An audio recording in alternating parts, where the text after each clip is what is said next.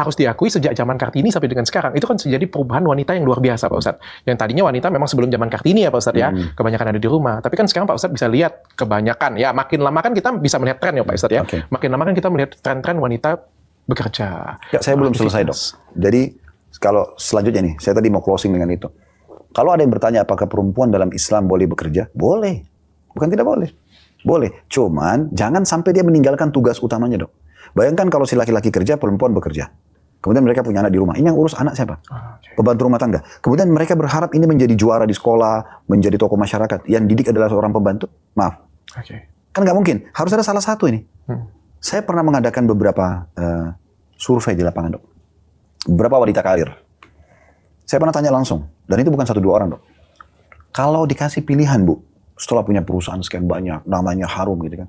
Dikasih pilihan, ibu melanjutkan perusahaan ini, atau ibu di rumah menjadi seorang istri dan ibu rumah tangga. Oh, saya mau menjadi ibu rumah tangga sama jadi istri. Kenapa? Karena saya sudah jenuh. Memang mereka itu punya kapasitas terbatas dok. Beda dengan laki-laki gitu kan. Itu satu sisi. Sisi yang lain juga, berapa banyak rumah tangga yang terbengkalai. Karena sang suami pulang, istri masih kerja, masih meeting. Istri masih safar kemana gitu kan. Dia pulang, yang lainnya dia membantu rumah tangganya. Atau dia bahkan sendirian di rumah. Lalu mana keharmonisan rumah tangga? Di saat si sang suami pemimpin rumah tangga yang punya kewajiban memberi nafkah pulang, dia nggak temukan istrinya. Tapi di saat seorang istri misalnya, dia seorang dokter, dia seorang bidan, dia seorang guru. Apa-apalah yang bermanfaat di masyarakat gitu kan. Kemudian dia bisa membagi waktu.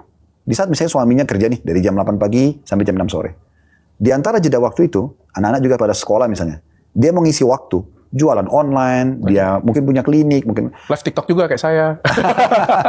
Ya pokoknya dia boleh beraktivitas itu kan. Tapi jangan sampai suami pulang tertinggal, kewajibannya ditinggal.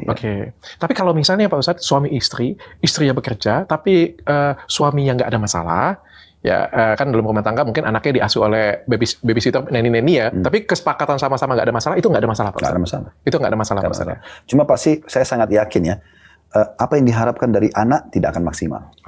Karena sentuhan orang tua ini luar biasa dok. Ya.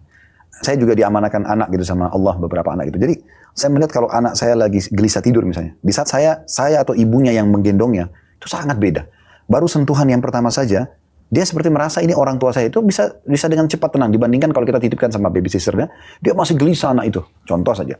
Ada hal-hal yang mungkin suapan tangan makanan dari tangan orang tua dengan suapan dari orang itu pasti beda.